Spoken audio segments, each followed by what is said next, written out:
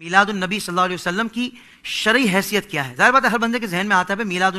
النبی آپ مناتے ہیں، تو آخر اس کی شرعی حیثیت کیا ہے؟ اللہ کی سرتاب قدم شان ہے یہ، انسان نہیں انسان، وہ انسان ہے یہ، قرآن تو ایمان بتاتا ہے انہیں، ایمان یہ کہتا ہے میری جان ہے یہ۔ سبحان اللہ۔ آپ کا یہ ارشاد فرمانا کہ میلاد النبی صلی اللہ علیہ وسلم کی شرعی حیثیت کیا ہے، تو دیکھیے یہ اس کی تعریف اور اس کی شرعی حیثیت میں کچھ توضیح ہے، کچھ اس کی وضاحت ہے، وہ اس انداز میں ہے۔ ایک اس کا شرعی حکم کیا ہے اور خود میلاد النبی صلی اللہ علیہ وسلم شرعی نقطہ نظر سے اس کی تعریف کیا بنتی ہے۔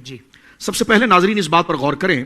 دین کا اصل اصول قرآن مجید فرقان حمید ہے، تو اللہ رب العالمین جل وعلا نے اپنے اس کلام کو میں صرف نمازوں کا ذکر نہیں کیا، روزوں کا بھی کیا ہے، صرف عبادات کا نہیں کیا، احکام کا بھی کیا ہے،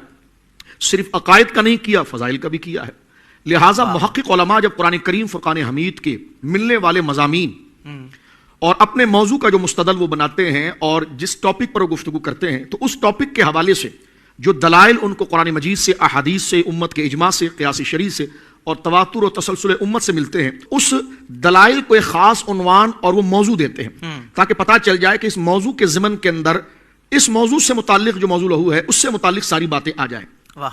مثلا ہم یہ کہا کرتے ہیں کہ دیکھیں قرآن مجید فرقان حمید میں صرف نمازوں کا ذکر نہیں، حضور کے فضائل کا بھی ذکر ہے، صحابہ کرام کے فضائل کا بھی ذکر ہے، اولیاء کرام کے فضائل کا بھی ذکر ہے، حضرات اہل بیت اعظام کے فضائل کا بھی ذکر ہے۔ تو لہٰذا ہمارے عرف میں قرآن کریم فرقان حمید سے ملنے والے فضائل اور نظریات کو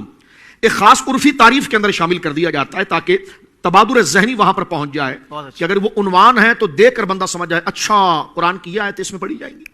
اچھا یہ عنوان ہے تو تبادر ذہنی فوراً ذہن ادھر جائے، اچھا یہ حدیث پڑھی جائے گی۔ تو میلاد النبی صلی اللہ علیہ وسلم کا سادہ سا کانسیپٹ ہوا ہے کہ یہ اس بزم کو کہتے ہیں، یہ اس مجلس کو کہتے ہیں، اس نظریے کو کہتے ہیں، اس فکر کا اور اس تعلیم کا عنوان دیا جاتا ہے لفظ میلاد، کہ جس میں حضور سید عالم صلی اللہ علیہ وسلم کے فضائل، آپ کے والدین کے فضائل، آپ کے خاندان مبارک کے فضائل اور پھر وہ خصوصی فضائل جس میں حضور علیہ السلام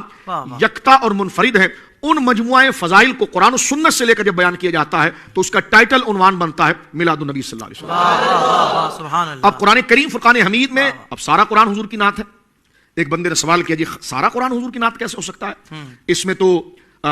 ان لوگوں کا بھی ذکر ہے کہ جو اللہ رب العالمین کے عتاب اور غضب کا شکار ہوئے، میں نے کہا وہ بھی حضور کی نعت ہے۔ کہنے لگے وہ کیسے؟ میں نے کہا جو جنت عدن اور جنت اور اللہ کے محبوبیت کا مصداق ہوئے وہ وہی ہوئے جو آپ کے راستے پر چلے، بے شک، اور جنہوں نے حضور سید عالم صلی اللہ علیہ وسلم کا راستہ چھوڑا، العیاذ باللہ نعوذ باللہ من ذالک، وہ عتاب اور عذاب کا شکار ہوئے۔ تو لہٰذا لوگوں کی اللہ کے نزدیک محبوبیت اور اس محبوبیت سے مغضوب اور دور ہونے کی جو فصل ممیز ذات بنی ہے وہ ذات مصطفیٰ کریم صلی اللہ علیہ وسلم، جنہوں نے ان کے دامن سے جڑ گیا اللہ نے اس کو اپنا محبوب بنایا، اور جنہوں نے آپ کی عظمت و شان کا انکار کیا اللہ رب العالمین نے ان کے ظاہری حلیے کی قدرت نے کوئی پرواہ نہیں کی اور وہ راندہ درگاہ ہو گئے۔ تو میلاد النبی صلی اللہ علیہ وسلم کا ایک سادہ کانسیپٹ یہ ہے کہ قرآن کریم کی وہ آیات، وہ احادیث کریمہ، سیرت مبارکہ کا وہ گوشہ جو حضور سید عالم صلی اللہ علیہ وسلم کے خاندان مبارک، آپ کے آباء و اجداد کا ذکر، حضور علیہ السلام کی وہ شان و عظمت اور مقام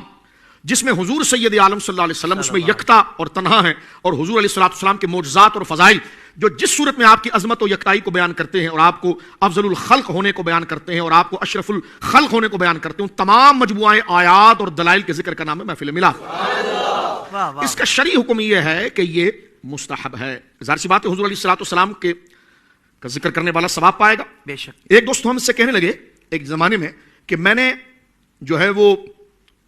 قرآن کریم فرقان حمید میں نے پورا پڑھ لیا، مجھے میلاد کہیں نہیں ملا، میں نے احادیث پوری پڑھ لی، مجھے میلاد کہیں نہیں ملا، میں نے سیرت کی کتابیں پڑھ لی، میلاد کہیں نہیں ملا۔ میں نے کہا آپ کو پتا ہے میلاد کیا ہے؟ کہ لگے نہیں۔ تو میں نے کہا ڈھونڈ کیا رہے تھے؟ واہ واہ، پہلے یہ سمجھنا ضروری، پہلے یہ تو سمجھیے جناب کہ میلاد ہے کیا۔ بہت اچھا، یہ جو آپ صفحے اول میں آ کر نعرہ لگا رہے ہیں کہ مجھے قرآن میں میلاد نہیں ملا، حدیث میں میلاد نہیں ملا، تو آپ یہ بتائیے میلاد کس کو کہتے ہیں؟ تو آپ پوچھئے نا امت سے کہ میلاد کس کو کہتے ہیں۔ اس پر اسلاف امت رضوان اللہ اجمعین کی ہزارہا کتاب امت جن سے ان کے گنبد اور ان کے مزارات آج چمک رہے ہیں، ان کی تعلیمات سے ہزاروں کتابیں موجود ہیں۔ اس کا معنی یہ کہ سرکار دو عالم صلی اللہ علیہ وسلم کے والدین اور قبائل کا ذکر اور خاندان کا ذکر اور حضور سید عالم کی شان کا ذکر اور خاص طور پر اس ساتھ کا ذکر کہ جس میں جناب سید عالم صلی اللہ علیہ وسلم کا ظہور اس عالم آب و گل اور اس عالم رنگبو کے اندر ہوا کہ جس میں حضور سید عالم کی ولادت کے وقت آپ کی والدہ ماجدہ سیدہ آمنہ بنت وہب رضی اللہ تعالیٰ عنہا صحابہ اکرام میں جو حضور سے براہ راست اس شب اور آپ کی میلاد اور آپ کی پیدائش کے وقت ظاہر ہونے والے وہ کرامات اور عجائبات کو جو صحیح سند کے ساتھ گویا کہ کتب احادیث میں درج کیا گیا صحابہ اکرام کی، تو گویا کہ اس کا نام میلاد ہے۔ اب میلاد نام ہوا حضور کے فضائل کا، تو یہ قرآن میں نہیں ہے؟ کہنے لگا ہے، میں نے کہا یہی تو میلاد ہے، یہ حدیث میں نہیں، میں نے کہا یہی تو میلاد ہے، سیرت میں یہی تو میلاد ہے۔ اچھا اب میں ایک آخری بات اپنی ختم کرتا ہوں۔ ایک دوست میرے پاس سیرت کی کتاب لے کر آئے، انہوں نے کہا جی اس میں میلاد کہاں لکھا ہوا ہے؟ اس میں تو لکھا ہوا ہے کہ، تو میں نے کہا آپ ذرا بتائیے۔ تو انہوں نے کہا کہ دیکھیے یہ اس میں میلاد النبی کا ذکر کہاں پر ہے؟ یہ تو غزوات کا ذکر شروع ہو گیا، سرکار علیہ الصلوۃ والسلام کی مکی زندگی کا شروع ہو گیا۔ تو میں نے کہا یہ ابتدائی 100 صفحے جو آپ نے پن اپ کیے ہوئے اور بند کیے ہوئے، یہ کیوں کیے ہوئے ہیں؟ اس کو کھولنے کی مجھے اجازت ہے؟ کیونکہ جس پیج سے آپ کتاب کو شروع کر رہے ہیں وہ پیج نمبر 100 ہے، جبکہ کتاب پیج نمبر 1 سے شروع ہوتی ہے۔ تو میں نے کہا کیوں نہ ہم سیرت کی کتاب کو پیج نمبر 1 سے شروع کریں۔ تو جب پیج نمبر 1 سے شروع کیا تو وہاں لکھا تھا کہ حضور علیہ الصلوۃ والسلام سب سے اشرف خاندان میں تشریف لائے۔ میں نے کہا بس میلاد یہیں سے شروع ہو گیا، کہ جس کو شاید وہاں پر کسی ربڑ سے یا کاغذ سے بند کر دیا گیا اور یہ تصور کیا گیا کہ جب میلاد تو وہ 100 صفحے سے کتاب شروع ہو رہی ہے تو میلاد اس میں نہیں ہے۔ تو میں نے کہا کتاب تو پہلے صفحے سے شروع ہوتی ہے، تو آپ سیرت کی کوئی بھی کتاب اٹھائیں اور اس کا پہلا صفحہ شروع کریں تو وہاں پر حضور کے خاندان کا ذکر ہے کہ بعثت من خیر قرون بنی آدم قرنن فقرنن، میں بھیجا گیا ہوں اللہ کی جانب سے سب سے بہترین لوگوں کے اندر، ایک زمانے سے دوسرے زمانے تک، یہاں تک کہ میں تمہارے سامنے موجود ہوں۔ تو گویا کہ حضور کے تمام کمالات اور شان اور عظمت اور آپ کے ولادت کے وقت ظہور کی جو گھڑیاں ہیں جو حضور نے خود بیان فرمائی اپنے مبارک خطبے میں، صحیح سند سے کتب حدیث کے اندر موجود ہے۔ سرکار دو عالم صلی اللہ علیہ وسلم کی والدین، سرکار کا خاندان، قریش کی افضلیت، بنو ہاشم کی شان، یہ تمام مجموعہ ذکر کو عنوان کیا دیا جاتا ہے؟ میلاد النبی صلی اللہ علیہ وسلم۔ اس لیے محدثین نے بھی جب اس ذکر کو چھیڑا تو امام ترمذی نے دیکھا کیا باب بندھا، باب ما جاء فی میلاد النبی صلی اللہ علیہ وسلم۔ تو یہ میلاد النبی صلی اللہ علیہ وسلم کا ایک سادہ کانسیپٹ ہے کہ جس کے پیچھے قرآن و حدیث کے اتنے دلائل ہیں کہ ایک نشست نہیں، اگر کئی نشستیں بھی ہوں گی تو وہ اس پر محیط نہیں ہو سکتی۔